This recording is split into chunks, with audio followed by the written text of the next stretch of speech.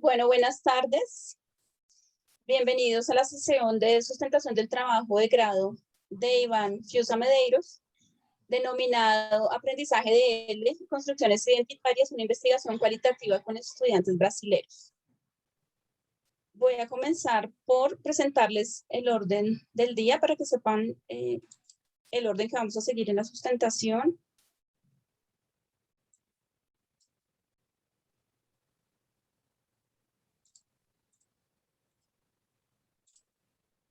Que es este. Tenemos un tiempo máximo de sustentación de 2 horas. Generalmente solo necesitamos 1 hora y 20 minutos. Primero, la presentación del estudiante, los jurados del director de trabajo de grado, a cargo del coordinador del programa de la maestría. Luego, la presentación del trabajo de grado, atendiendo a las observaciones de los jurados, a cargo del estudiante. Para eso tiene 20 minutos. Siguen los comentarios y las preguntas de parte de los jurados, 10 minutos para cada uno. Comentarios finales del estudiante, que es una réplica a los comentarios de los jurados, 10 minutos. Aclaraciones y comentarios a cargo del tutor del trabajo de grado, 10 minutos.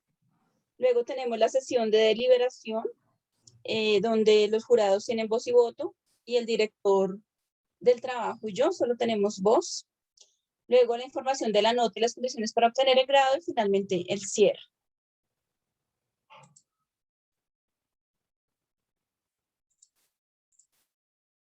Bueno, entonces comenzamos presentando a los participantes. Iván Fiusa Medeiros es graduado en Letras en la licenciatura de Portugués y Español de la Universidad Estadual de Ceará y tiene una especialización en enseñanza de la lengua española en la Universidad Estácio de Sá. Los dos jurados evaluadores que nos colaboraron en el proceso son la profesora Ángela María Erazo Muñoz, profesora adjunta del Departamento de Mediaciones Interculturales de la Universidad Federal de Paraíba. Es colombiana, pero trabaja en Brasil. Y el profesor Antonio Lobato, profesor de la Facultad de Ciencias Humanas de la Universidad EAN y director del Grupo de Investigación Lingüística Aplicada y Comunicación Organizacional. Él es brasilero y vive aquí en Colombia.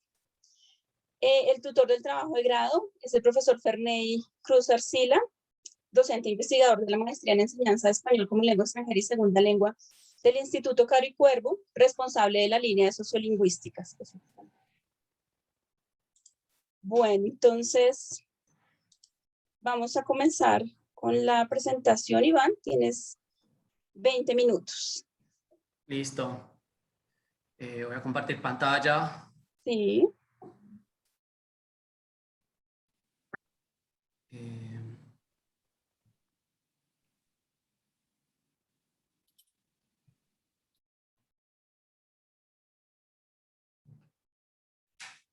¿Lo pueden ver? ¿Sí? Sí, puedes ponerlo en presentación porque vemos todo el... Listo. Esto, bueno. No sé qué hago con eso. Listo. Bueno, aprendizaje de español como lengua extranjera y construcciones identitarias, una investigación cualitativa con estudiantes brasileños. Iván Fiusa Medeiros Filho, maestría en enseñanza de L y L2, el director es el profesor Ferney Cruz Arcila, Instituto Caro y Cuervo, Bogotá, 4 de junio de 2021.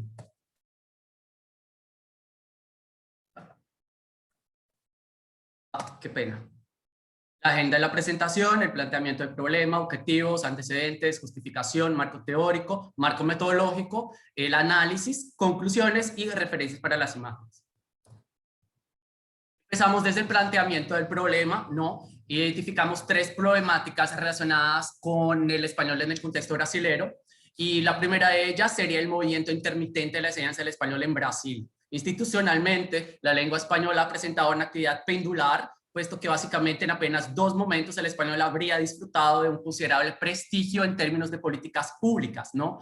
Mediante el recorrido realizado por Aderaldo, habríamos podido evidenciar que únicamente en 2 momentos a lo largo de más de 200 años el español habría disfrutado de un prestigio desde el punto de vista institucional público brasilero. Nos referimos a las 2 veces en la historia en las cuales se promulgó la obligatoriedad de la enseñanza del español. La primera en los años 40 en el gobierno del presidente Getúlio Vargas y la segunda en el año 2005 en el gobierno del presidente Lula mediante la ley 11.161, conocida en el medio docente como la ley del español, ¿no? Esa ley estuvo vigente a lo largo de 11 años.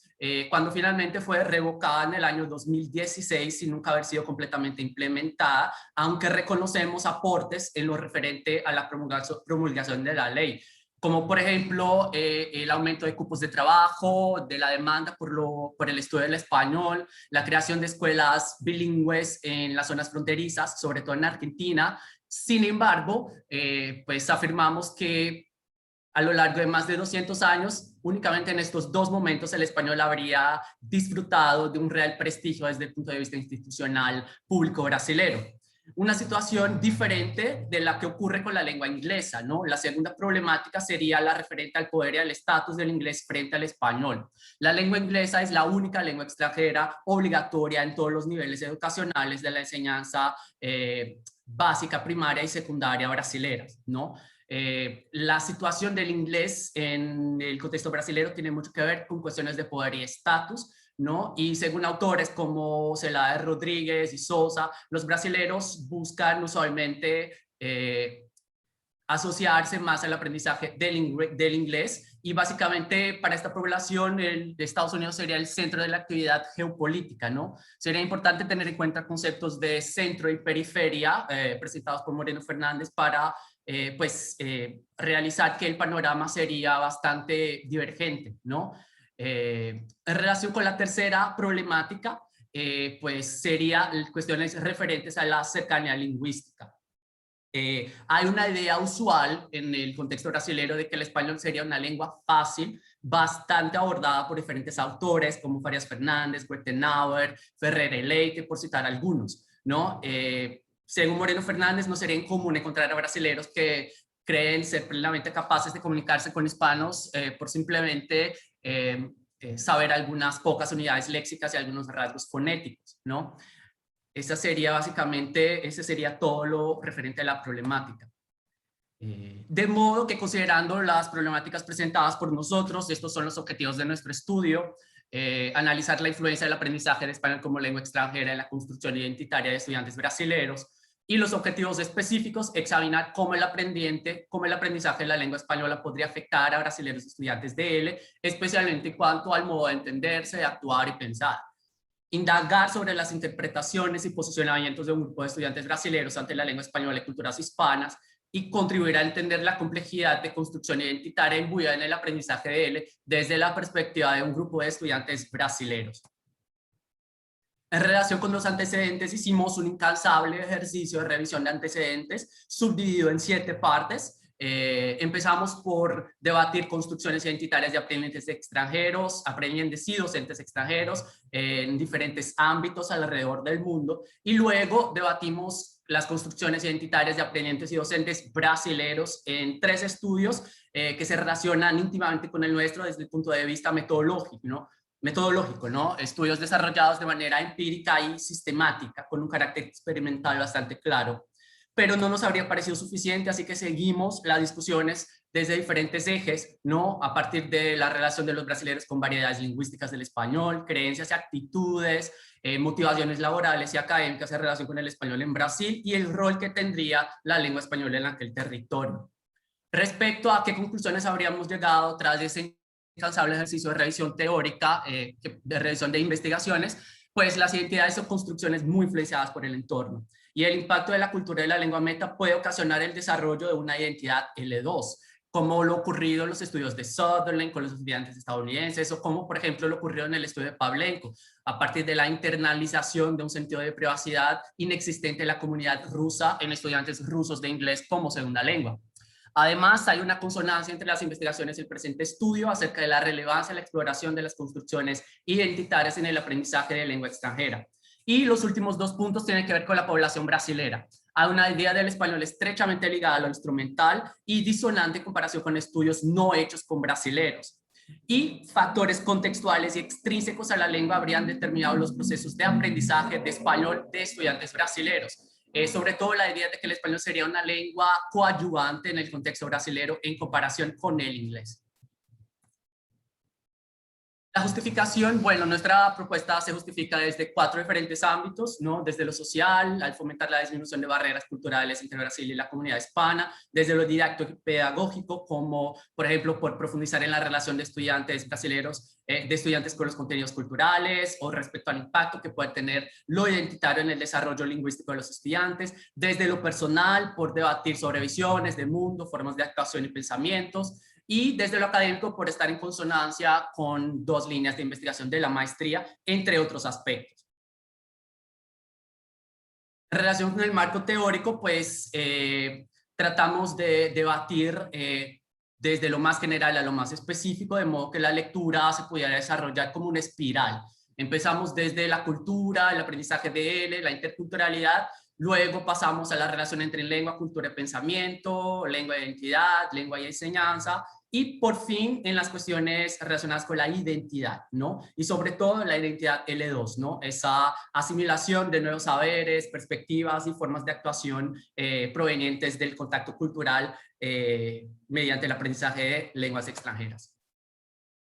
En lo referente a los fundamentos teóricos, presentamos como consideraciones y nuestra perspectiva que el acercamiento a diferentes culturas puede generar nuevas visiones de mundo que a su vez podrían originar un impacto en las identidades, pero resaltamos que esto sería una posibilidad y no una obligatoriedad, ¿no? No estamos afirmando, no nos estamos apoyando en las premisas de que necesariamente los procesos de aprendizaje de lenguas extranjeras deberían impactar en las construcciones identitarias, sino en la posibilidad, ¿no? En la factibilidad de ese fenómeno.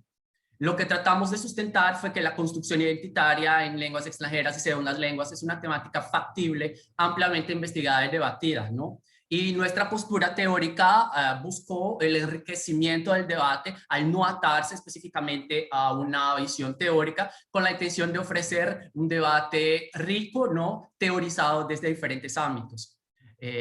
Respecto a la relación entre lengua, cultura e identidad, resaltaríamos que la misma refleja aspectos importantes del aprendiente, ¿no? Como la visión del mundo y la forma como se relaciona tanto con la lengua como con la cultura sería preponderante. Respecto a la interculturalidad, discutimos conceptos de muchos autores, como por ejemplo Trujillo, Hidalgo y de Byron, ¿no? Que consideran que hay que implicar la lengua materna también en el proceso de aprendizaje de una lengua extranjera, que hay que implicar sobre todo la cultura de la lengua materna, ¿no? Y hay que poner ambas culturas, la meta y la materna, en posiciones de igualdad para fomentar un mejor ejercicio crítico, ¿no? Al respecto. En relación con los contextos de enseñanza y ya en lo referente a las discusiones sobre identidad, resaltamos que estos impactan en los procesos de aprendizaje según diversos autores, principalmente Norton y Chugge. Los autores resaltan que aspectos como el deseo de inserción en la comunidad de habla de la lengua meta o la motivación o principalmente la inversión serían preponderantes. En las ideas de Norton, la inversión sería el empeño y el esfuerzo dedicados por el estudiante en el reto de aprender una lengua extranjera. Según las ideas de Norton, sería importante resaltar que la inversión sería un constructo sociológico que ha venido para complementar la idea de la motivación como un constructo psicológico en el ámbito de la adquisición de segundas lenguas. El marco metodológico, paradigma cualitativo y el diseño elegido de análisis de narrativas. Población, estudiantes brasileños de L, 6 estudiantes de niveles intermedio y avanzado en procesos de formación en la lengua. Instrumentos, cuestionario mixto, historia de vida, entrevista semiestructurada, y aplicamos 2 diferentes técnicas de análisis, el análisis temático de Brown y Clark y la triangulación de los datos. Acerca de los instrumentos y su rol en el estudio. Respecto al cuestionario, buscamos recoger ideas generales sobre el objeto de estudio e identificar informantes clave. Acerca de las historias de vida, tratamos de recoger experiencias sobre el aprendizaje del español y los significados otorgados a nivel personal, profesional y cultural. Y acerca de la entrevista, pues tratamos de ampliar la información sobre aspectos identitarios previamente presentados en las historias de vida. En relación con el análisis, habríamos llegado a estas 5 categorías de análisis. tenue relación con la cultura hispana, afectaciones en las identidades dialectales, ausencia de motivaciones interculturales ligadas al interés por la lengua española, la nueva identidad social y negociación de la relevancia de la lengua española. ¿Cómo habríamos llegado a estas 5 categorías de análisis? Pues afirmamos que el grado de relevancia en relación con la pregunta de investigación y la preponderancia respecto a la totalidad de las informaciones obtenidas propiciaron el establecimiento de estas 5 categorías de análisis. En pocas palabras, no necesariamente por frecuencia, sino por su preponderancia en los datos, a partir de la identificación de su presencia en los datos de todos los participantes o de por lo menos 5 de ellos, puesto que una participante se trata de un caso discrepante, una brasilera que vivió 7 años en España. Además, resaltamos que la historia de vida fue importante en lo concerniente a la consolidación de la línea investigativa, puesto que proveyeron un mayor volumen de información y la triangulación de los datos aportó respecto al análisis de las inconsistencias, al paso que pudimos comparar ideas de los participantes supuestamente sobre el contexto brasilero, pero a la vez pero identificadas por nosotros como creencias y posturas hacia la lengua española a lo largo de todos sus transcursos con el idioma. En relación con el análisis, el primer eje temático, una tenue relación con la cultura hispana, identificamos el primer rasgo identitario central, una ausencia de un vínculo intrínseco con la lengua española y sus 2 principales vinculaciones, una conexión de comunidades hispanohablantes y la ausencia de una identidad dialectal clara en español. La principal demostración ha sido una idea de lo hispano frecuentemente limitada a estereotipos lingüoculturales, como una idea de una latinoamericanidad, la idea de que los países hispanos comparten una misma cultura por compartir la misma lengua, o que el español sería una lengua más normativa en comparación con el portugués, y ese tipo de visión. Básicamente habríamos llegado a esa conclusión, a ese resultado, basado en el hecho de que los participantes no habrían podido sustentar la consustancialidad de sus contactos culturales y no habríamos podido evidenciar aspectos que pudieran dar soporte a esa consustancialidad. Respecto a la cuestión dialectal, creemos que funciona como un indicio dentro del eje de la cultura, dada la relación estrecha entre lengua y cultura, y sobre todo por los conceptos tomados, ¿no? El concepto de variedad lingüística de Moreno Fernández, que sería, pues, donde la variedad lingüística abarcaría no solamente la fonética, ¿no? También los aspectos culturales, y sobre todo el contexto de identidad lingüística, que sería el vínculo que establece el aprendiente con la comunidad de habla de la lengua meta, ¿no? A partir de la variedad de lengua que adopta como suya.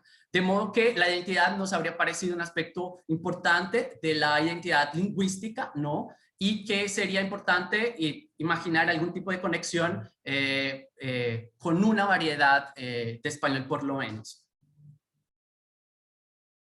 En relación con el segundo tema de discusión, ausencia de motivaciones interculturales ligadas al interés por la lengua española, identificamos un peso de factores contextuales brasileros, ¿no? A partir de la identificación de semejanzas con el portugués como un factor de atracción y la elección del español como segunda opción, como códigos de clasificación, habríamos llegado a ideas que remiten al contexto brasilero, ¿no? Las ideas de que sería el español una lengua fácil y de segunda opción, es decir, de conocimiento, de aprendizaje circunstancial y no absolutamente necesario.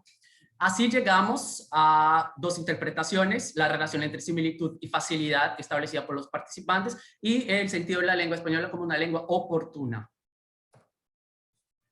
Respecto a la renegociación de las identidades sociales, es el segundo rasgo identitario central, ¿no? Habríamos identificado como razones circunstanciales que habrían ocasionado la renegociación de las identidades sociales, es decir, la forma como los participantes actúan en el trabajo, con los amigos, con la familia, ¿no? Estas renegociaciones habrían ocurrido a partir de nuevas oportunidades a causa del aprendizaje del español, pero por razones extrínsecas a la lengua, ¿no? Por la necesidad de hacer amigos, conocer personas y también sobre la construcción de un nuevo yo profesional, ¿no? Respecto al cuarto ámbito de análisis, nos referimos a la negociación de la relevancia de la lengua española. Sería esta un rasgo extrínseco a la lengua, ¿no? La negociación de la relevancia del español estaría asociada a las nuevas identidades sociales relacionadas con el aprendizaje de la lengua. El aprendizaje del español supuestamente no habría cambiado perspectivas, sino el rol que habría asumido en las vidas de los participantes, por causas accidentales, imposibilidad de estudiar otras lenguas, superación de frustraciones y vallas personales, situaciones laborales y académicas son algunos ejemplos, ¿no? No buscamos cuestionar la existencia de una conexión entre los participantes y el español, sino la consustancialidad de esa conexión. Y llegando a las conclusiones, este sería el gráfico que resumiría bastante, ¿no? Ideas relacionadas con un posible desprestigio del español en Brasil estarían relacionadas con los dos rasgos identitarios centrales que estarían interconectados por esta influencia, ¿no? Ausencia de un vínculo intrínseco con el español y la renegociación de las identidades sociales. De modo que preguntamos, ¿qué influjo habría tenido el estudio del español en la construcción identitaria de estos aprendientes? El aprendizaje de la lengua extranjera les habría posibilitado renegociar sus identidades sociales e igualmente intervenir en sus imágenes comunitarias por razones circunstanciales mediadas por motivaciones esencialmente instrumentales, sobre todo académicas y laborales. Y no habríamos podido identificar cambios de visión provenientes del aprendizaje del español, ¿no? Por cuestiones intrínsecas a la lengua española en los procesos de aprendizaje mayormente llevados a cabo en Brasil. Limitaciones del estudio, el número de participantes, nos hubiera gustado trabajar con un mayor número de participantes, pero por cuestiones de la pandemia y también por una baja asistencia a la encuesta, el primer instrumento no lo habríamos logrado. Fomentamos la investigación del tratamiento de la cultura y las clases de español en Brasil, como a partir de los hallazgos presentados en nuestra investigación. Respecto a aportes e implicaciones en el ámbito de L, resaltamos que nuestro estudio habría cumplido con una propuesta diversa y profunda en cuanto al análisis y a la aplicación de los instrumentos y que 4 diferentes etapas de análisis, 2 diferentes técnicas, un estudio desarrollado a lo largo de 18 momentos clave, pues habría agregado rigor, ¿no?, a la propuesta. Además de ser una propuesta novedosa, ¿no? Algunos aportes en el ámbito de él de modo general, sobre todo en lo concerniente al reconocimiento de las construcciones identitarias como un aspecto sobresaliente, ¿no? Sobre todo por la identificación de la influencia del contexto, y algunos aportes al campo de él en Brasil, ¿no? Identificación de dificultades en cuanto al reconocimiento de la diversidad lingüística y cultural del español, profundización en la relación de estudiantes brasileños con el español, la importancia de considerar la influencia, las cuestiones de desprestigio del español y la significación del desarrollo de la competencia intercultural.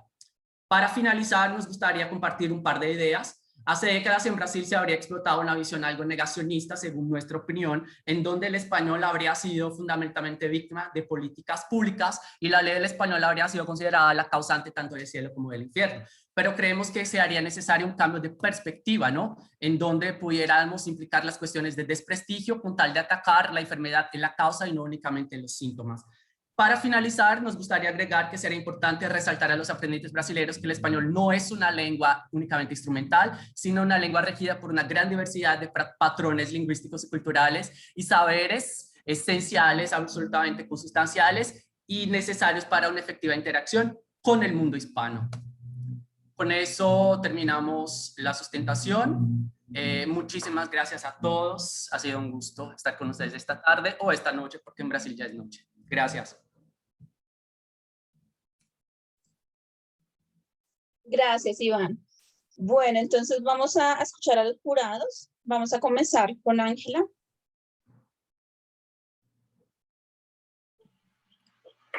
Bueno, buenas tardes. A mí me toca la tarea difícil de comenzar, pero bueno, voy a intentar hacerlo mejor.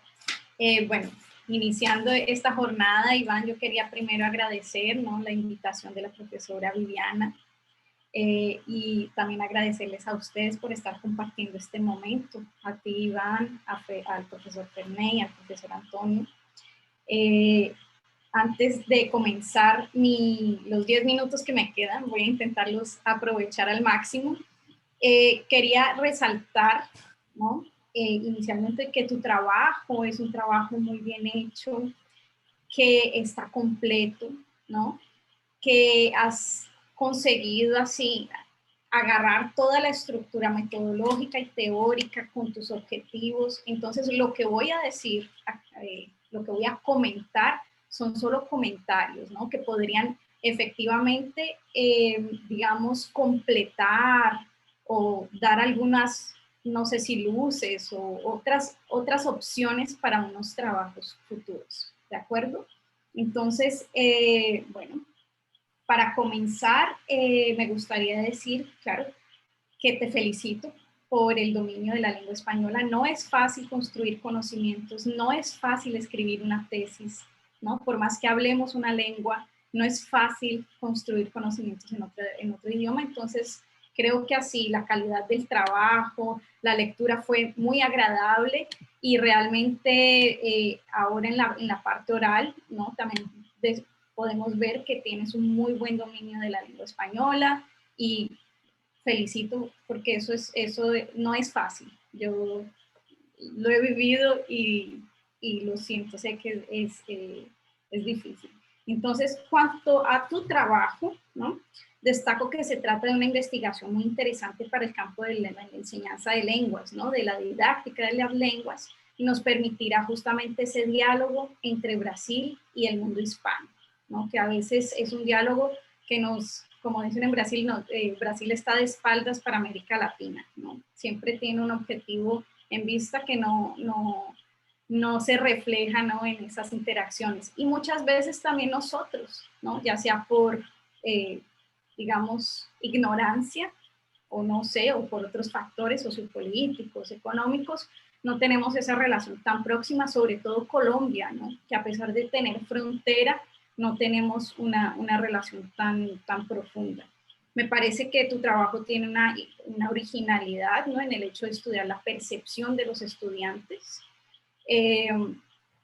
y no solamente cómo se construyen las identidades de los profesores. Buscando un poco referencias, estudiando un poco tu trabajo, me di cuenta, sí, que la mayoría de los trabajos, por lo menos en Brasil, se relacionan en cómo formamos a los profesores. Y aquí estamos frente a otra perspectiva, ¿no? Tomando a los sujetos, a los aprendices como, digamos, sujetos y actores de este estudio.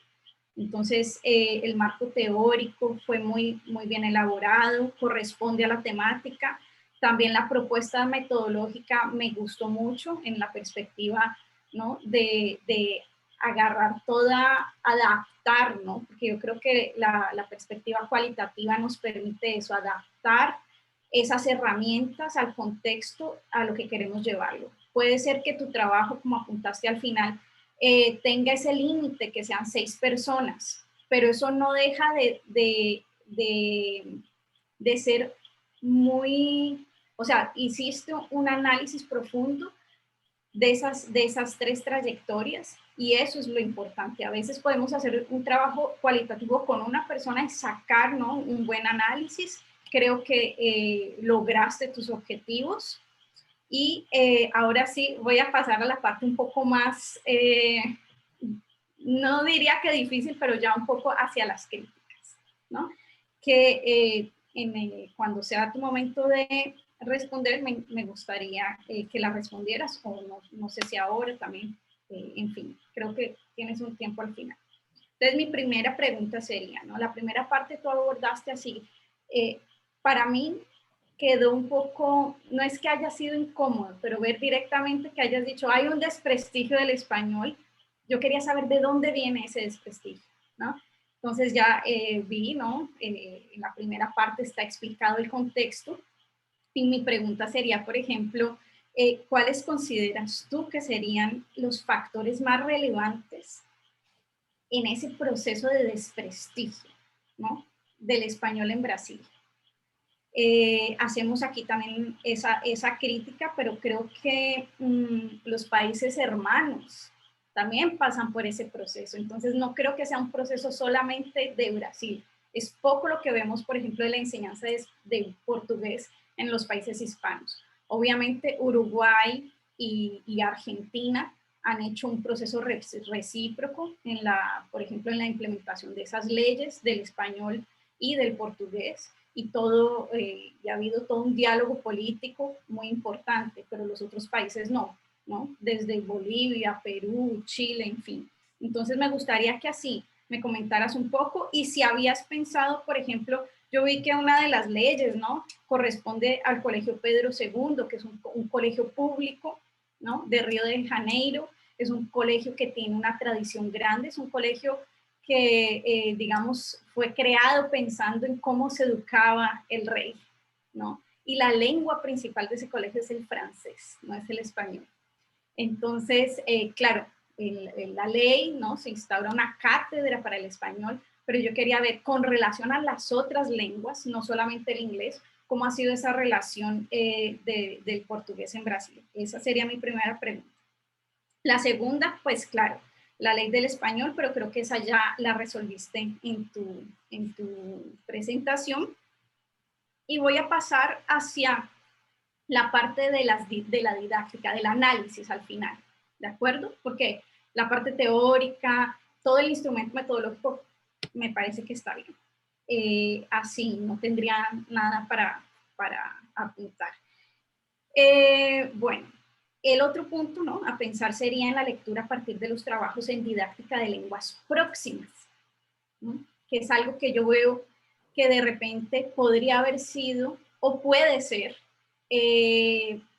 un espacio de interés, porque la mayoría de digamos, de tu aparato teórico se refiere tanto a autores anglófonos, autores que tratan sobre la enseñanza de lenguas a partir del inglés, pero hay muchos trabajos y sobre todo los trabajos que se hacen en países de lenguas próximas al portugués, estoy comparando, no voy a comparar inglés con el aprendizaje de alemán, pero digamos, por ejemplo, cómo aprendemos español en Francia, en Italia, en Portugal y en Brasil, nos lleva a ver otras perspectivas de la didáctica y la enseñanza, ¿no? De lenguas cuando ya son próximas. Y aquí va algunos puntos, hay varios autores, ¿no? Que de repente en algún momento también te puedo presentar o puedes buscar, porque es una línea muy interesante, pensar esa educación a partir de eso, la proximidad lingüística. Entonces, allí también va algunos datos, ¿no? En esas perspectivas, esa idea de que una lengua es fácil es cuestionada, en el sentido en que la facilidad no va a ser un problema, al contrario, eso puede llegar a motivar el estudiante. Entonces, yo estudio una lengua porque es fácil y no le veo esa dificultad, o sea, no va a ser un problema, ¿de acuerdo? En eso lo quería pensar, ¿no? Es una segunda opción, ¿no? Que son más o menos las ideas que tú dices.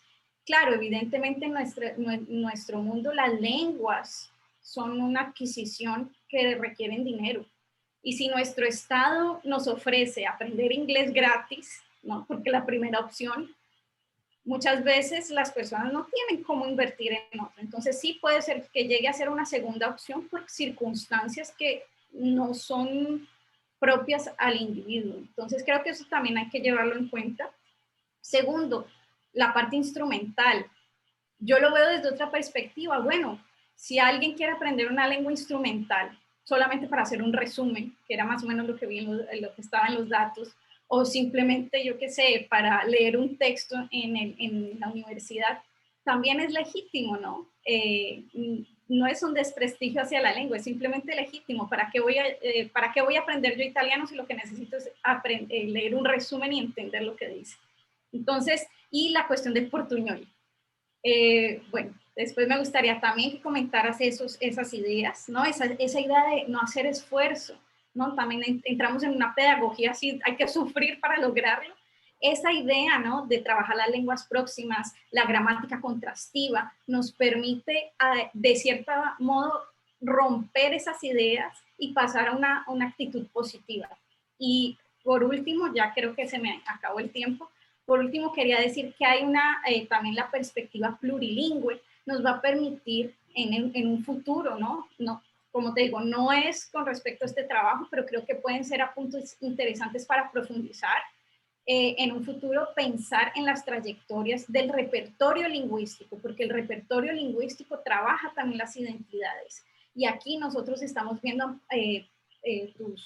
las personas que colaboraron en tu estudio, son personas que no solamente aprendieron español, que ya vienen con otros repertorios de otras lenguas y que muchas veces no están allí y que pueden efectivamente contribuir en ese aprendizaje de las lenguas. Si yo ya pasé por un aprendizaje de inglés y de francés. Por ejemplo, en mi caso, yo aprendí inglés, francés. Cuando llegué a Brasil, digamos, el paso pudo haber sido un poco más fácil que si fuera mi primera lengua que estoy aprendiendo. Entonces, esa idea de pensarlo desde una perspectiva plurilingüe, de pensar la didáctica del plurilingüismo puede contribuir mucho a un mejor análisis y a completar esas ideas de interculturalidad que estás colocando y que colocaste muy bien evidenciadas. Y dentro de ese repertorio plurilingüe hay una herramienta que a veces a mí me parece que se queda corta y que la complementa la historia de vida, que se llama las biografías lingüísticas, ¿no? Entonces, ¿cuál es esa relación del individuo con esa lengua o esas lenguas y cómo ese repertorio, ¿no?, influye en mí? Claro, uno va enfocado a preguntarle sobre su aprendizaje de lenguas, sobre las lenguas en contacto que ha tenido el individuo. Para mí a veces se queda corta, pero yo creo que la historia de vida, ¿no?, que es una herramienta cualitativa muy, muy interesante, puede complementarse, no sé, hacer una fusión, ya que tenemos esa flexibilidad en esos, digamos, enfoques más cualitativos del trabajo.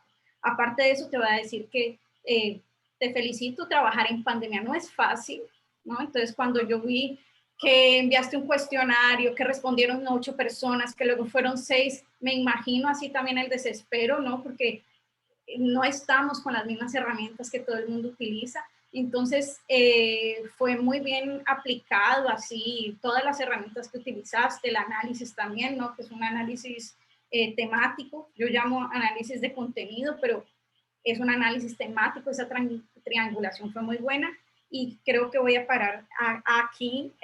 Tenía otro punto que era sobre lo que sería el preconceito lingüístico, ¿no?, que sería el prejuicio lingüístico, pero creo que eso ya se nos pasó el tiempo, pero también es una forma también de pensar esa cuestión de la variación, de que si realmente necesitamos identificarnos con una variedad, esa sería mis últimos apuntes. Te felicito y les agradezco también por permitirme este espacio y estaré muy pendiente de la respuesta.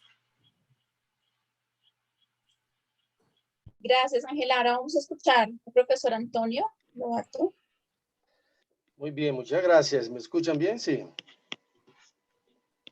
Bueno, un saludo a mi colega Ferney, a Ángela, que tengo el gusto de conocer hoy. Iván, muchos saludos, felicitaciones. Gracias al instituto por la invitación también de participar aquí en este momento. Empezar a decir que la tesis fue una de las pocas tesis, no sé si con Ángela pasó lo mismo, pero uno, como evalúa muchos trabajos, la verdad son pocos los trabajos que uno dice, quiero leer del inicio al final.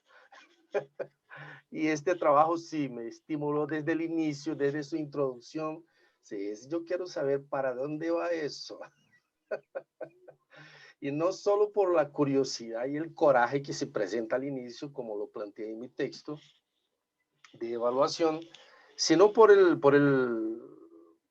muy buen español que ahí está escrito. Yo soy brasilero, pero uno sabe detectar cuando hay un buen texto en español. Entonces uno dice, uy, aquí hay, nos produce a los lectores el gusto de leer el texto, ¿sí? Entonces sí, quiero felicitarte porque estamos ante un texto muy bien construido, obviamente con sus limitaciones y todo, pero muy bien construido y yo diría que bastante diferenciado en comparación con otro grupo de textos que uno encuentra que infortunadamente presenta muchas limitaciones también en la forma de ser redactado, ¿sí? Lo segundo aspecto es la organización interna del texto. Ahí se ve muy claramente las manos sabias del orientador, del tutor, del director, que seguramente ahí supo cómo conducir la cosa, pero realmente se ve muy organizada el contenido, el sumario, la secuencia lógica, lo que también nos lleva al gusto mismo por acercarnos al texto y no solamente, sino también a comprender las ideas que ahí están expuestas. Eso por un lado. y decir que es un texto de mucho coraje. Voy a volver al coraje ya, pero y eso también tiene que ver con la belleza y con el gusto de leerlo. Muy bien. Una cuestión muy práctica y después una cuestión más de fondo. Bueno, estoy totalmente de acuerdo con Ángela. No es fácil escribir en otro idioma y además en este nivel científico.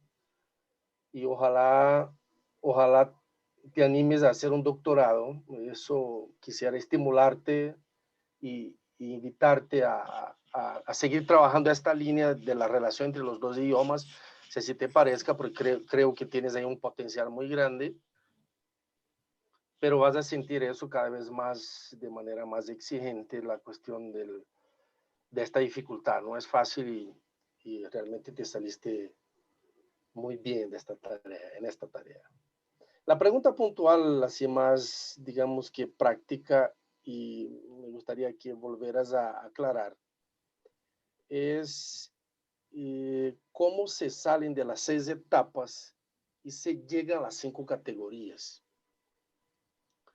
En la parte del análisis, ¿sí? En la técnica de análisis, el camino analítico está muy bien presentado, ¿sí? La opción por el análisis temático tiene sentido y me parece claro también, pero no se demuestra suficientemente cómo se desarrollaron sus 6 etapas, sus 6 etapas y de qué forma se llega a las 5 categorías, finales, ¿sí? Este salto ahí sería necesario aclarar un poquitico. ¿Sería por frecuencia? ¿Por cuáles frecuencias? ¿Cuál es la técnica real para se llegar a las categorías que nos conducen a las discusiones y conclusiones? Es una cuestión técnica que de pronto sería interesante, pensando también en un artículo, pensando también en un capítulo de libro, pensando también en una futura publicación, cuando eso llegue a pares evaluadores. De pronto esta temática regrese y de pronto sea necesario ya aclararla desde ahora, ¿sí? Y la segunda cuestión es una cuestión un poco más de fondo, y es aquella con la cual ya estamos dialogando. Yo siento que ya estamos dialogando nosotros dos, Iván, alrededor de eso, porque tanto en la respuesta que enviaste al instituto que me hicieron llegar, como también ahora en tu exposición, se nota un poco esta preocupación. Entonces, hay una premisa que se sustenta, que es en el trabajo investigativo, algunas veces está explícita, algunas veces está de forma muy discreta, que es aquella de que el proceso de aprendizaje de una lengua influencia la construcción identitaria de una persona, ¿sí? Esta premisa, ella es digamos, un punto dolens, ¿eh? Un punto crítico. Y de pronto sea mi punto crítico. Y lo digo mío porque, a pesar de la respuesta que enviaste y a pesar de la muy buena argumentación desarrollada ahora en la exposición final, no he podido comprender que eso realmente esté resuelto, ¿sí? La impresión que uno tiene es que el punctum sigue dolens, ¿sí? Es que la cosa ahí está, porque se parte de eso.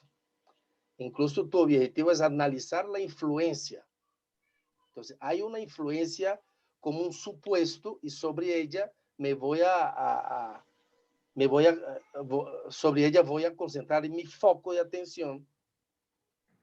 Y esta influencia es exactamente de un proceso de aprendizaje que construye o que participa de la construcción identitaria. Y eso es un punto polémico, ¿sí? Porque la identidad es una categoría muy polémica, muy polisémica, muy pluriinterpretada, y eso puede causar también una serie de dudas en términos de lectura y de comprensión de la propuesta que existe. Y cuando uno lee las conclusiones y aquello que volviste a afirmar ahora, uno dice en el final, ¿sí? En las afirmaciones finales, uno dice, bueno, pero aquí, ¿será que no nos estamos distanciando de la premisa? Es decir, si establecemos una premisa y desarrollamos un camino metodológico, ¿no necesitaríamos volver para sustentar o negar esta premisa? Y ahí todas las otras temáticas que empiezan a aparecer generan la impresión de que, como no hubo cómo sustentar la premisa, se buscan otros argumentos para poder dar una respuesta, ¿sí?, a la tesis misma y al camino investigativo. Eso todo lo estoy diciendo con mucho cariño y con mucho respeto, y lo estoy diciendo mucho más con la intención de instarte, ¿sí?, de provocarte para que hables y nos expliques un poco más este aspecto que me parece el corazón de la tesis, ¿sí?, el corazón del trabajo investigativo. Terminar diciendo que me contestaste muy bien la cuestión de la, digamos, entre comillas, la inseguridad con la investigación cualitativa, que más o menos indicas ahí en tu tesis, en la parte final, y que al contrario, de acuerdo con lo que dijo la profe Ángela, es la forma más adecuada exactamente para acercarnos a este tipo de temáticas, porque de otra forma los fenómenos humanos pueden ser estudiados a no ser con robustas técnicas utilizadas en el abordaje cualitativo, ¿no? Entonces ahí contestaste un poco más. Si hay tiempo, quisiera escucharte también en lo relacionado a este aspecto. ¿Listo? Muchas gracias, te felicito otra vez. Gracias, profesor Antonio. Ahora vamos a escuchar a Iván. Vale. Pues en lo referente, bueno, primeramente quisiera dar las gracias a ambos jurados, mis compatriotas, ¿no? Es una felicidad tenerlos acá. Sean bienvenidos. No estoy en Colombia, pero me siento todavía. No he salido de Colombia, pero Colombia no ha salido de mí. Así que bienvenidos. Pero en lo referente a lo que mencionó la profesora Ángela, primeramente, ¿no? ¿De dónde vendrían esos factores relacionados con ese supuesto desprestigio, ¿no? ¿Qué sería lo más relevante en relación con eso, ¿no?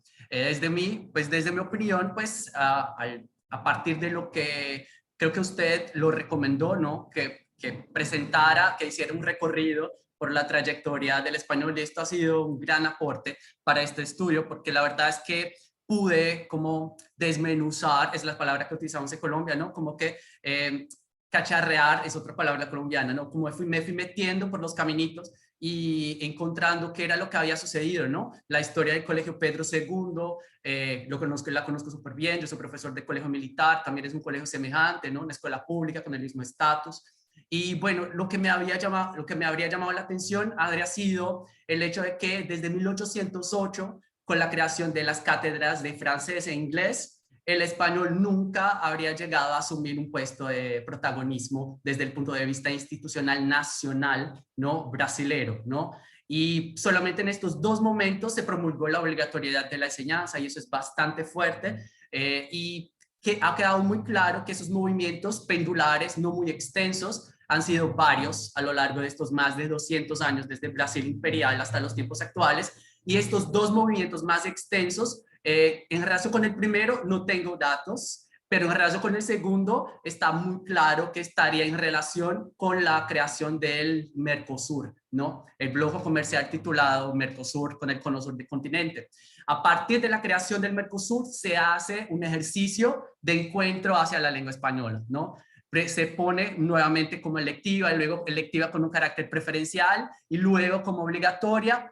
Sale el gobierno, qué pena, la interferencia, sale el gobierno de izquierda. ¿Y qué pasó con el español? ¿No? A partir del momento que las relaciones con China y con Estados Unidos tomaron el puesto de las principales relaciones económicas y comerciales, pues el español fue dejado de lado, ¿no? O sea, las políticas utilizadas, empleadas, las políticas públicas brasileras, las políticas nacionales relacionadas con la enseñanza del español aparentemente no habrían tenido base educativa, no serían políticas basadas en lo educativo, sino en lo comercial y en lo económico. lo comercial y lo económico habría sido preponderante, y me parece que eso es muy grave. En el apartado de la problemática discurrimos sobre un estudio de dos investigadoras de la Universidad de São Paulo, Ferreira y Leite, sobre un estudio titulado En Brasil, aquí se habla portuñol. En Brasil todo mundo se entiende. Este es el título del estudio. Increíblemente basado en una propaganda del Ministerio de Turismo de Brasil del año 2017, que invitaba a que los hispanos fueran a Brasil y que no tuvieran miedo porque en Brasil nadie hablaba español y que tampoco habría la necesidad de hacerlo. Entonces, este supuesto desprestigio viene desde arriba, ¿no? Primeramente, ¿no? Desde el ámbito institucional, primeramente, entonces viene de arriba hacia abajo, ¿no? Y lo que hacemos, lo que hace la población que está en la parte de abajo es absorber esas ideas y esas creencias, ¿no? Ojalá en los años 40, si hubiera quedado vigente la ley del presidente Getúlio Vargas, pues hoy hablaríamos todos español en Brasil como la lengua principal, ¿no? O como la lengua extranjera principal, ¿no? Una vez que en aquel tiempo pues se hizo avances sustanciales en relación con la delimitación de aspectos curriculares y también en relación con un especial énfasis en la adquisición de la lengua, algo que no se vio en la segunda promulgación en el año 2005. Ya era una cosa más relacionada con el Mercosur y con el rol instrumental que tendría Brasil en el español en el entorno brasileño. Y respecto a ello, pues quisiera mencionar acerca de la cuestión de la instrumentalidad, ¿no? ¿Qué tan nociva podría ser o no? ¿Qué tan positiva podría ser, no? Pues sería un cuchillo de doble filo, ¿no? Si por un lado es positivo porque se fomenta la enseñanza y el aprendizaje del portugués o del español, por el otro, ¿qué es lo que pasa? Se reduce, es una perspectiva reduccionista, ¿no? Se reduce la lengua ¿a qué? A un fin específico. Y se da de espaldas a toda la diversidad lingüística y cultural del español, que supuestamente sería la gran riqueza de la lengua, ¿no? El tesoro del español es su diversidad. No por la nada es hablado por 21 países alrededor del mundo, ¿no? Es seña de identidad de centenares de millones de personas.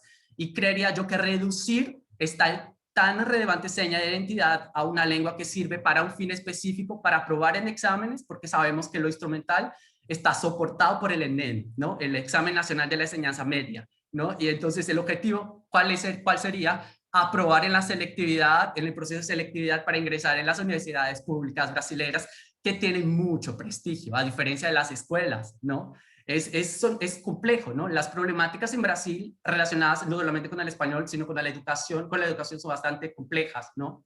Y para finalizar, la cuestión de la variedad, ¿no? La variedad lingüística, ¿no? Variante, variedad, ¿no? ¿Qué tan importante sería tener una variedad, ¿no? O presentar una identidad dialectal, ¿no?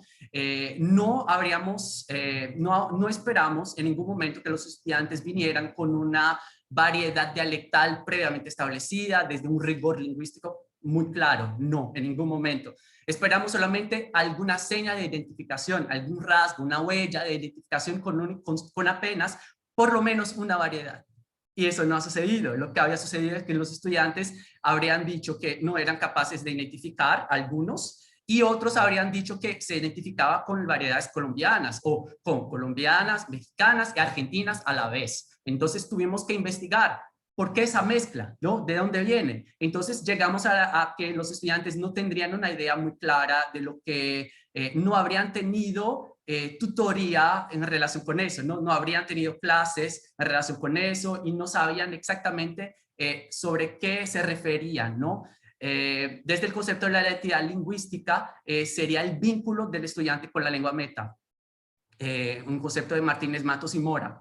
Entonces, el vínculo lo crea el aprendiente, pero lo que queríamos nosotros era una huella, una señal, ¿no? Porque en este contexto de la cultura, dada la relación estrecha entre lengua y cultura, apoyaría nuestro resultado de una tenue relación con la cultura hispana, no tener una identidad dialectal. En este contexto funciona como un indicio de que la relación sería incipiente, ¿no? Porque hay una relación cultural consustancial que no habría sido sustentada, no habría sido determinada desde nuestro ejercicio de análisis, y que lo dialectal iría de la mano, ¿no? Porque la variedad lingüística también comprende el ámbito cultural y no solamente el ámbito fonético, ¿no? Entonces, tener una variedad tiene que ver también con establecer una conexión con la comunidad de habla de la lengua meta, ¿no? Y esto se daría a partir de la variedad asumida como suya propia. Reconozco que son afirmaciones polémicas,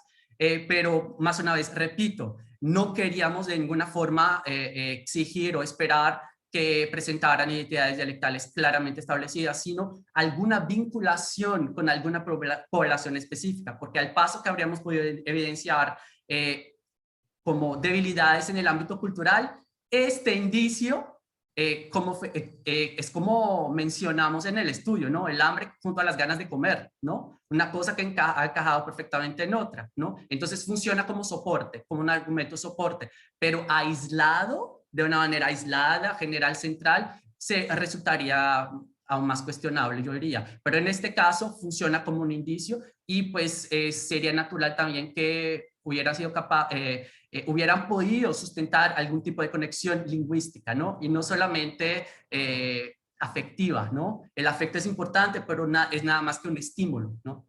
Y respecto a las consideraciones del profesor Antonio, ¿cómo habríamos llegado a las 5 categorías, ¿no? ¿Qué técnica habría sido empleada? Pues básicamente, según el análisis temático de Brown y Clark, pues siguiendo el paso a paso que especificamos en el estudio, pues llegamos a partir de su nivel de respuesta en relación con la pregunta de investigación. ¿Qué hicimos? Primeramente hicimos un ejercicio de pilotaje con 2 estudiantes, ¿no? Y aplicamos este cuestionario, un cuestionario bastante diversificado, bastante diverso, ¿no? Con preguntas de varios tipos para recoger ideas generales. A partir de estas ideas, ¿no? Generadas, establecimos algunos temas que habrían sido preponderantes en el sentido de que se habrían repetido en ambos participantes. Y esta misma técnica, no sé si la podría decir así, aplicamos a los participantes. Tan preponderantes eran los temas al paso que eran presentados, eran identificados en los datos de todos, o de por lo menos 5 de ellos, porque una participante había vivido 7 años en España, entonces era el caso discrepante, ¿no? Una participante que nos ofrecía una idea diferenciada hacia el objeto de estudio, ¿no? La informante clave.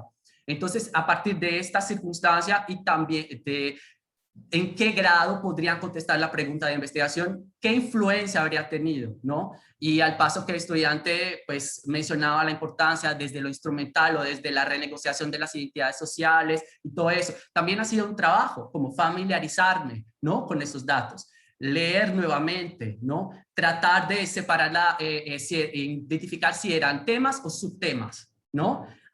Muchos subtemas han sido quitados, ¿no? Y algunos temas, porque la verdad es que esos 5 temas habrían quedado definitivamente en la investigación al paso que aplicamos la historia de vida, la herramienta resaltada por la profesora Ángela, ¿no?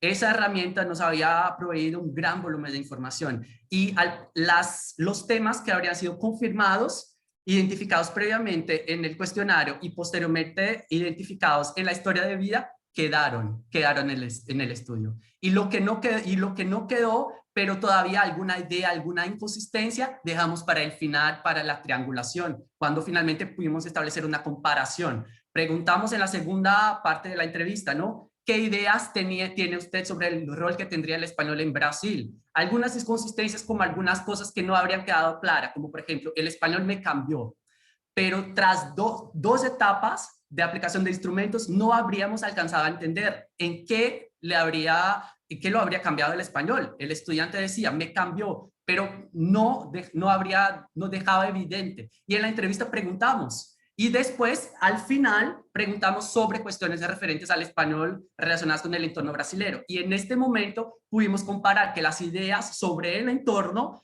estaban imbuidas de un sentimiento contextual, de cuestiones contextuales, como que el sentido de facilidad, el rol del español como una lengua no muy importante. O sea, por ejemplo, los estudiantes, un estudiante, Martín, por ejemplo, dijo que para los brasileños el español sería una lengua no muy importante porque sería muy fácil, que no habría la necesidad de estudiar. Pero Martín se fue a vivir en Argentina sin nunca haber estudiado español y no estudió español allá, ¿no? Y manifestó que nunca ha sido su voluntad de estudiar español y que solo hizo por consecuencia de lo que habría podido vivir en Argentina. Otro ejemplo, Ariadna había dicho que el español no tendría un rol de relevancia. Con sus palabras, abre comillas, si uno quiere leer Cervantes en español en Brasil, no hay, pero si quieres leer Shakespeare, hay. Entonces ella dijo eso, pero en su historia mencionó que el proceso de aprendizaje solo se desarrolló en español mientras varias frustraciones relacionadas con la lengua inglesa. No había alcanzado a ser fluida en el inglés y habría seguido un consejo de una amiga y se fue a una clase de español y le gustó porque habría sentido facilidad y la facilidad habría funcionado como un estímulo en este caso, ¿no? Y eso lo abordamos en el estudio, al abordar los estudios de Netta, por ejemplo, de Netta y Márquez, la gustatividad, ¿no? Que la gustatividad, según esas autoras, funciona como un estímulo, ¿no? Pero desde mi punto de vista, funciona como un estímulo, pero no sustentaría una relación consustancial. Este es nuestro punto de vista. ¿En qué cambia, en qué aspectos identitarios podrían surgir a partir de este proceso de aprendizaje, o qué tipo de influencia en la construcción identitaria, ¿no? Desde lo identitario, pues no sería suficiente, porque una relación consustancial se da por elementos consustanciales al español, no solamente al individuo, sería una relación de doble vía, ¿no? O sea, es consustancial desde ambos lados, y no solamente porque me gusta, ¿no? Pero ¿en qué los habría cambiado, ¿no? ¿Qué visiones habrían sido asimiladas? ¿Qué perspectivas? ¿Qué ideas relacionadas con el español habrían sido cambiadas a partir de ese proceso de aprendizaje, ¿no? Eso no habría sido, no habría quedado evidente y nuestros resultados estarían en consonancia con los otros resultados de investigaciones identitarias con aprendientes brasileños, ¿no?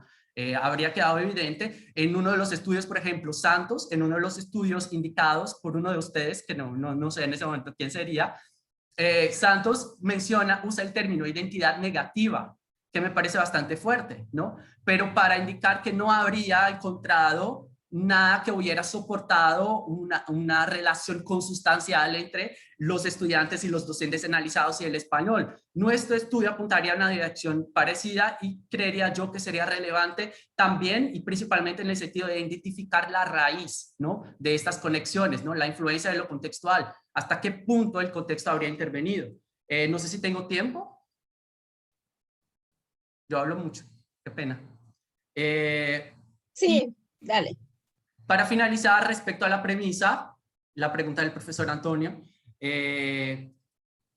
¿hasta qué punto la cuestión de la premisa, ¿no? El aprendizaje de una lengua extranjera impacta o no en la construcción identitaria del aprendiente, ¿no?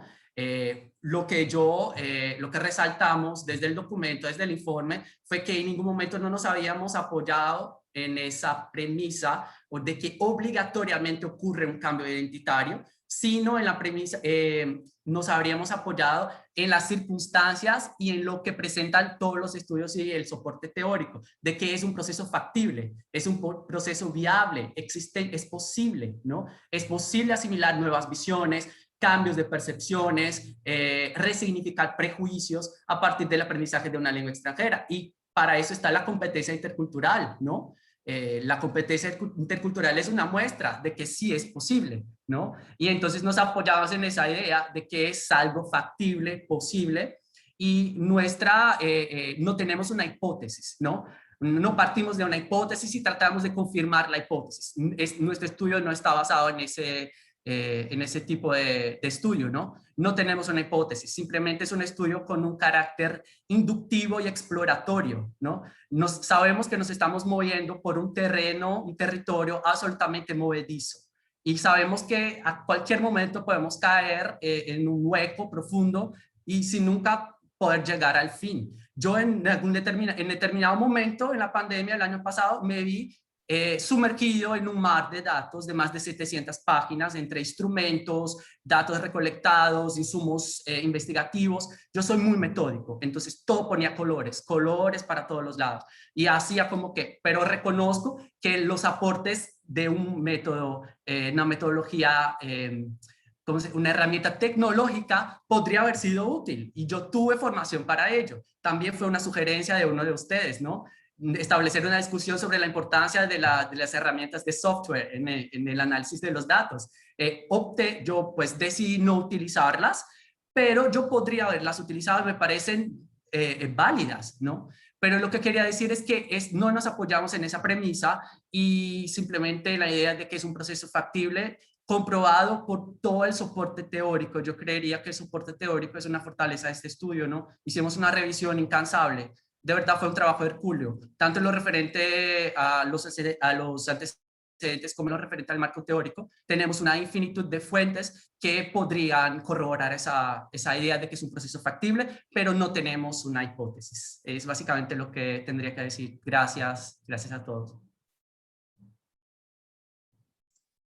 Gracias, Iván. Ahora vamos a escuchar a Ferney. Bueno, buenas tardes para todos y no, ya Iván lo dijo todo. No, mentiras. Quiero empezar reconociendo el trabajo y el aporte de la profesora Ángela y del profesor Antonio. Creo que han tocado algunos puntos que realmente han ayudado a fortalecer el trabajo, finalmente. Algunos puntos que a veces se nos escapan, y ahí es donde está la importancia también de tener pues este proceso de evaluación, ¿no? Iván, pues nada, ratifico o veo, además es muy evidente lo que nos dijo al comienzo cuando nos conectamos. ¿Cómo estaba? Estaba feliz. Se nota que está feliz, se nota que está apasionado por el proyecto, se nota que lo maneja muy bien, se nota que llegó a un nivel de dominio que puede incluso citar ya sin leer, casi que se lo aprendió muy bien. Los datos, se nota que navegó muy bien ese mar de datos y que llegó a un muy buen manejo y dominio del tema. Entonces, en general, yo puedo hacer un balance muy positivo de todo el proceso que se vivió, ya más de 2 años, un poquito más de 2 años en este proceso. Entonces, estar feliz, estar así de apasionado por el proyecto, pues es gratificante también, ¿no? Que ha sido un trabajo duro, pero terminar como en una nota muy positiva alrededor de todo lo vivido. Quiero resaltar eso. No lo había pensado antes, pero hoy escuchando a Iván y de pronto también los comentarios que decía la profesora Ángela y el profesor Antonio, yo decía, esto no fue un proceso identitario solamente de los aprendientes de español, fue para Iván y para mí también al mismo tiempo una oportunidad de aprendizaje y también de reconstrucción identitaria como investigador.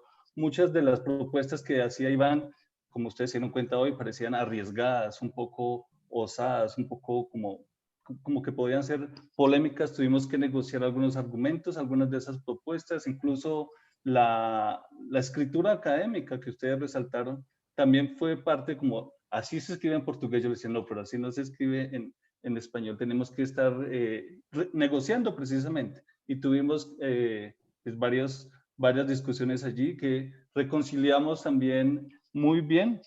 Algunas tomaron más tiempo que otras, pero me alegra escuchar de Ángela y de Antonio, que tienen como mirada de los dos polos, ¿no? Brasilero en Colombia, colombiana en Brasil, que pueden como apreciar el resultado final.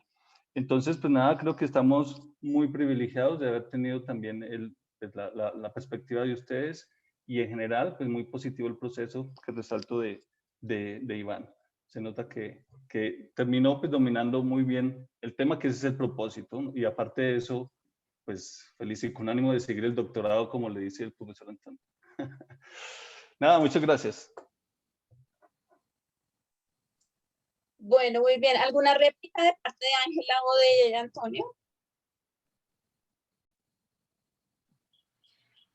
Bueno, si a mí me ponen a hablar, claro, el trabajo da para no solo réplicas, sino para un diálogo, ¿no? Que creo que, claro, en el ejercicio de una defensa estamos hablando de réplicas, pero también podríamos hablar más bien de ese diálogo, ¿no? Estamos aprendiendo bastante con respecto a lo que, como dije, apunté varias cosas y apuntaría a otras porque creo que es interesante, muy interesante lo que está trayendo todo este trabajo y estar aquí comentándolo. Yo creo que es un momento así, Iván, tanto en la maestría como en el doctorado, es un momento, yo diría, muy emocionante para el que construye el trabajo, porque están las personas ahí dedicándose a hablar de tu trabajo, de esa trayectoria. Entonces, sí, yo me quedé con una espinita, que es la siguiente. El español, el portugués, el francés, el inglés son lenguas pluricéntricas. En ese sentido, tenemos diferentes centros de referencia. Y cuando tú dices que es una marca identitaria, uno identificarse, ¿no? Con una variante, todavía no sé, no es que no esté, sí, puede ser que no esté de acuerdo porque precisamente eso, al ser lenguas pluricéntricas y al ser nosotros aprendices, digamos, ya lo mismo dije, que con un repertorio lingüístico que muchas veces puede ser plural, yo no veo una obligación en que uno se identifique con una variedad y lo paso a partir, pues, claro, suena un poco subjetivo, pero en mi trayectoria lingüística yo lo vivo de esa forma, ¿no? Yo soy una hablante de inglés, viví muchos años, crecí prácticamente muchos años en Francia y yo no puedo decir que, claro, tengo acento en todos los idiomas, los tengo muchos, pero no sé, muchas veces no me siento mal que alguien diga, ah, no, su francés es de, no sé, de Estrasburgo, de tal ciudad, o sí, hasta en el español, ¿no? Hace tanto tiempo que no vivo en Colombia, más de 20 años, yo sé que mi variedad es de Colombia, pero muchas veces las personas no me van a decir, usted es de Popayán, que es donde nací, de donde tengo mucho orgullo de ser, pero precisamente por eso, porque será que hay una necesidad, sobre todo cuando aprendes una lengua, ¿no? Cuando es la materna es normal que uno tenga ¿no? Algo que uno no puede dejar es su acento. Pero en el caso así de una lengua pluricéntrica, sí marcará eso una identidad. Además, no sé si has aprendido con otro, y el acento brasileño, la variedad brasileña en español, ¿no? Entonces, podría ser interesante considerar justamente eso, si es necesario una marca, ¿no? Es la variedad como marca identitaria, ahí me costó un poquito de trabajo. Me pareció muy importante lo que dijiste de las políticas top-down, porque en política lingüística estamos observando, ya cambiando un poco de tema, en esa cuestión del español en Brasil, y me parece súper importante comentarlo, porque tenemos que hablar una cosa, yo estoy hablando aquí que es bonito, esta cuestión de la facilidad, de las lenguas próximas, etcétera, pero como profesora de español en Brasil, y también algo que me pasó en Francia, pero yo creo que en Francia hay una relación muy estrecha, estamos hablando de Europa, entonces cuando a mí me obligaban a enseñar, no, yo no podía enseñar español de España, pero cuando a mí me obligaban a intentar, ¿no? Tanto en la traducción como en la evaluación de textos, ¿no? A utilizar, a llevar a los estudiantes a un reconocimiento más fuerte de la variante europea, pues yo entiendo que es una cuestión política, están en Europa, entonces la relación es más estrecha, ¿de acuerdo? En Brasil no, en Brasil pasa algo muy curioso que para mí fue así muy revelador cuando llegué a Brasil y llegué justamente a trabajar en un proyecto latinoamericano que era la Universidad de Integración Latinoamericana, y encontrarme que de latinoamericanos no tenía nadie nada. O sea, que la idea de la enseñanza del español se forja y se foca completamente en una variante que tú apuntas, ¿no? Como un poco más de prestigio, que sería la variante ibérica. Pero eso también corresponde a efectos económicos fuertísimos, porque en América Latina hasta ahora, y yo espero que el Instituto Caro y Cuervo tenga un grande recorrido, que siga así, porque es un instituto de mucho orgullo para todos, es que no hay una institución latinoamericana que haya puesto la mano y que diga así, bueno, nosotros también estamos aquí para aportar todas las formaciones que tenemos de profesores, los libros, el material, la instrucción viene de España y la inversión es altísima. O sea, si usted, el mercado editorial, o sea, lo que gana España con el mercado de Brasil es increíble, es increíble. No es una crítica, porque es lo que hay, tampoco, no tenemos una solución, ningún otro, o sea, si otro país viene y marca eso, creo que Argentina ha intentado de alguna forma contrarrestar, pero a pesar de que Argentina sea tan grande y tenga instituciones tan fuertes, no ha podido digamos, entrar de la forma como ha entrado España. Y no está mal, bueno, Es, como digo, es lo que hay y con todo respeto a esas cuestiones. Y por último, volviendo a la política top-down, claro, la ley de Getúlio Vargas pudo haber sido algo muy interesante a nivel del español, pero es importante recordar, y yo creo que en los momentos en que vivimos, tanto en Brasil como en Colombia, recordar que la gestión de Getúlio Vargas fue una dictadura y que acabó con los dialectos y las lenguas las otras lenguas en Brasil. Era prohibido, se cerraron todos los centros de lengua italiana. No se podía hablar otro idioma que no fuera el portugués en la calle. Hubo represión, hubo masacre, entonces, no solo para el italiano, para las lenguas alemanas, para las lenguas de origen, de otros orígenes que persisten en Brasil y que tenemos que reconocer. Brasil es un país plurilingüe, ¿no? No lo reconoce, la lengua oficial es el portugués, pero poco a poco se llevan a cabo más políticas lingüísticas, ¿no? De reconocimiento lingüístico, de las lenguas indígenas, de las lenguas de inmigración.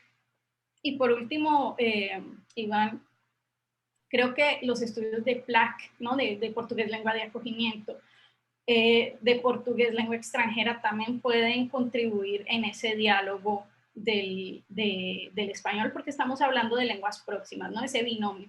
Y te quería así, solo para finalizar, hay un dossier muy bonito de la revista Iberoamericana de Educación, que lo han hecho a partir, es el del 2019, que es sobre el bilingüismo español-portugués.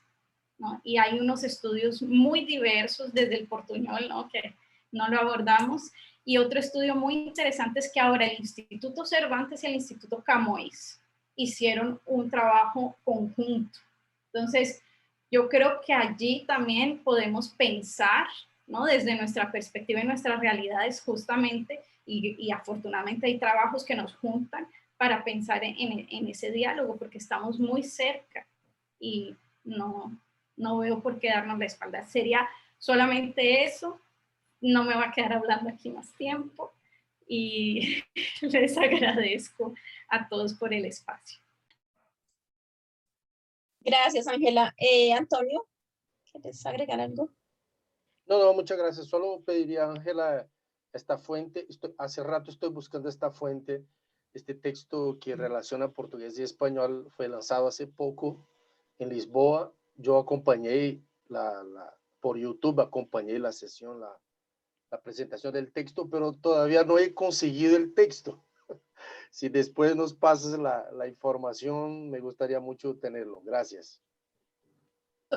Profesor Antonio, o sea, el libro en sí no lo hemos podido, y aquí en Brasil, por ejemplo, no están llegando hasta, ¿no? Sí. Por la pandemia y todo esto, no están llegando los documentos. Yo tampoco lo he podido, acompañé exactamente esa discusión, esa presentación que fue extraordinaria.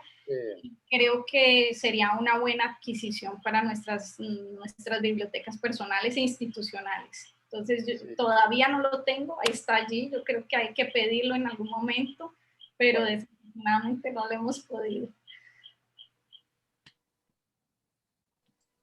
No, nada, bueno, muchas pues gracias. sobre la relación también del Instituto Camões con el Instituto Cervantes, quiero contarles que nosotros también ya tenemos un convenio casi firmado con el Instituto Camões, porque la idea es que también cambien la variante de prestigio con la que forman los profesores de portugués en Portugal, ¿no? Entonces vamos a comenzar a ofrecer el diplomado para profesores portugueses y también para estudiantes y cursos de español para estudiantes de secundaria. Bueno, entonces ahora pasamos a la deliberación. Entonces, todos deben pasar a la sala de espera, yo los paso y en un momento los vuelvo a dejar entrar para que conozcan el concepto final. ¿Listo?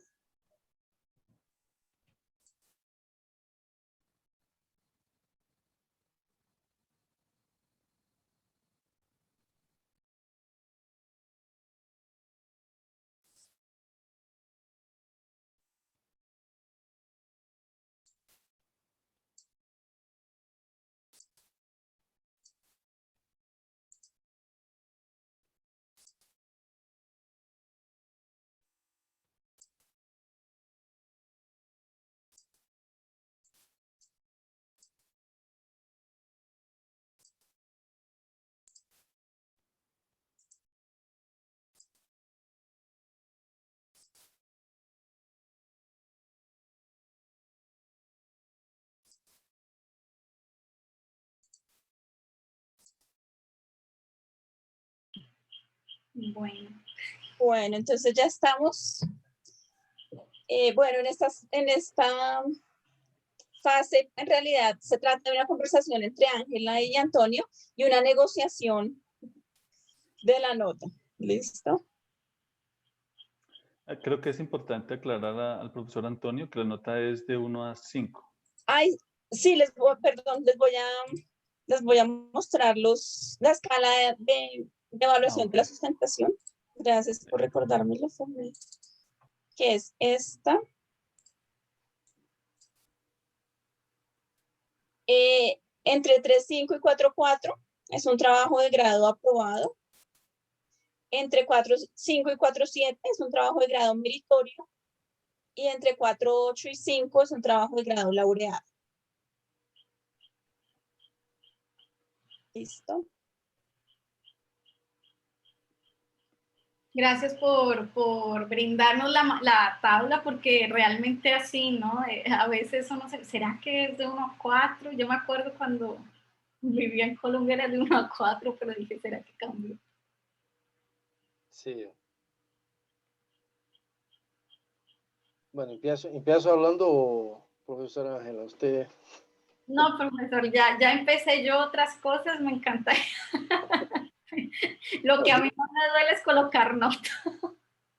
Yo creo que para un nivel de maestría, la calidad del texto, la calidad del rigor lógico con que siguió la orientación, es decir, aquello que la academia por lo general pide, una tesis, y la calidad de la argumentación final ahora también, la seguridad con que está sustentando su posición, aunque en discordancia, puede ser en alguna discordancia con nosotros, pero convicto, tiene una energía y una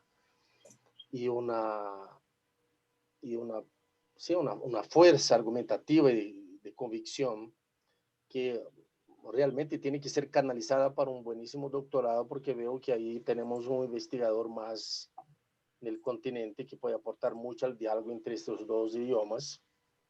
Entonces, para este nivel de maestría, para el nivel de maestría, él me parece que es una tesis laureada.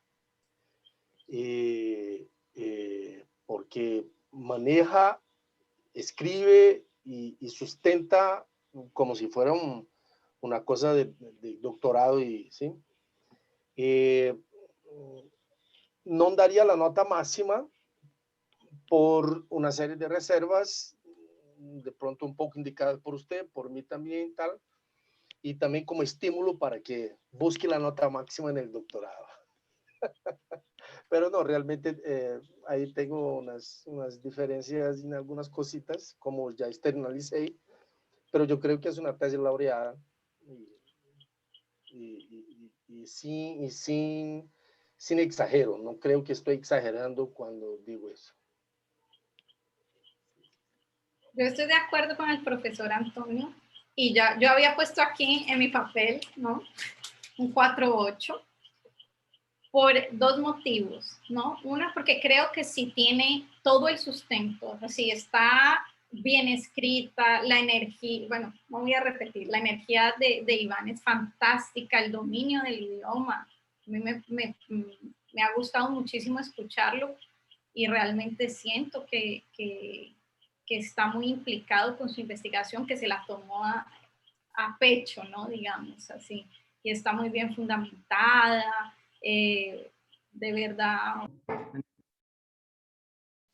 Bueno, entonces voy a leer el acta. Dice: la evaluadora Ángela María Erazo Muñoz le otorgó la nota de 4.8, el evaluador Antonio Lobato Jr. le otorgó la nota de 4.8. Es por ello que al promediar las notas de los evaluadores se le otorga la nota final de 4.8, equivalente a tesis laureada. Adjuntas a este documento se encontrarán las evaluaciones que los jurados escribieron previamente a la sustentación. Las discusiones en la sustentación que cambiaron la perspectiva de los evaluadores se detallan a continuación. Se destaca la solidez teórica y metodológica del trabajo de investigación, así como la innovación del tema seleccionado. También se destaca la calidad de la escritura académica que permite una lectura amena. Los jurados también resaltaron la seguridad y la convicción que Iván demostró durante la sustentación. Se recomienda ampliar el tema de investigación a nivel doctoral. Y acá firmamos los evaluadores, el tutor y la coordinadora. Bueno, Iván, entonces muchísimas felicitaciones. Obtuviste la distinción máxima, que estés laureada. Me alegra muchísimo. Me encantó verte empoderado durante toda la sustentación. También me alegra haber visto toda tu evolución durante la formación y verte hoy tan seguro de todo lo que estás diciendo y de haberlo, o sea, de ver todos los logros que alcanzaste en la maestría y con este trabajo. Entonces, muchísimas felicitaciones, Iván. Felicitaciones a tu mamá también, que debe estar muy orgullosa. Acá, de mi mamá. Un saludo. Hola. Estou muito feliz, muito. Muchas felicitaciones. Muy bien. Gracias, profesora. Quisiera decir unas cositas, ¿puedo? Claro. Muchas gracias a todos, gracias a los profesores por sus aportes, por sus críticas, me han hecho crecer, me han agregado muchísimo a ese trabajo. Gracias al profesor Ferney por su soporte, por su ayuda. Desde el inicio yo sabía lo que quería y el profesor Ferney me ha guiado por el camino que yo deseaba seguir y siempre pues diciendo que por ese camino sería difícil, cuidado con eso, y pues yo le ponía atención y a veces no tanto, pero siempre muy asertivo y muy dispuesto a contestar todos los mensajes de la manera más rápida, así que muchas gracias, profesor.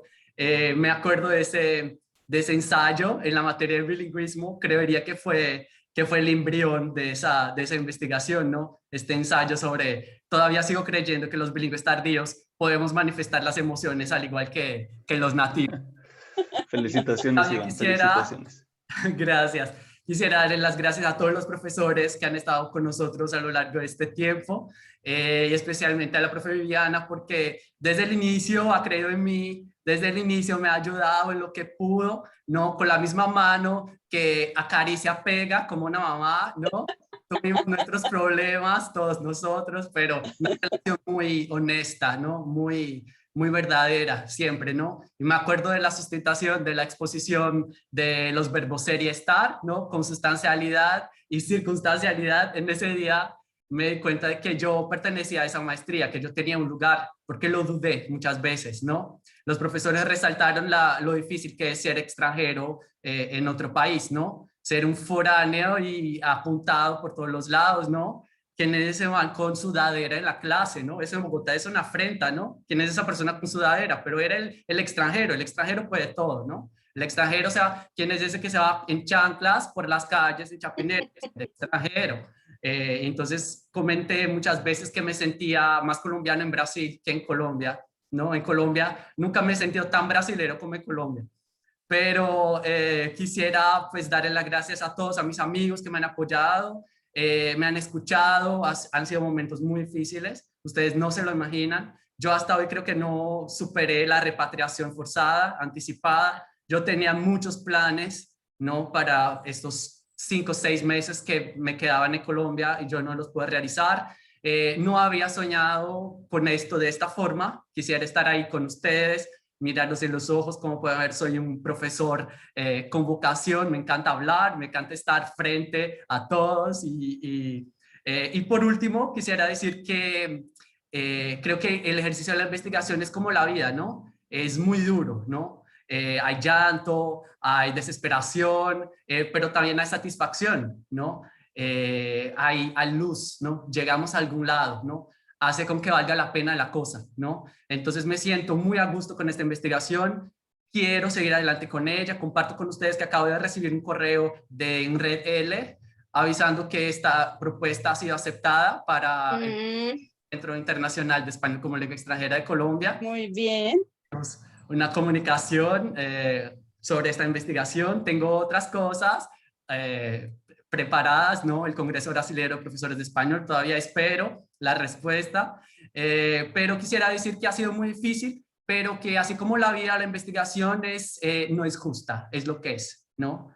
Y toca aceptarlo y reaccionar de la mejor manera posible.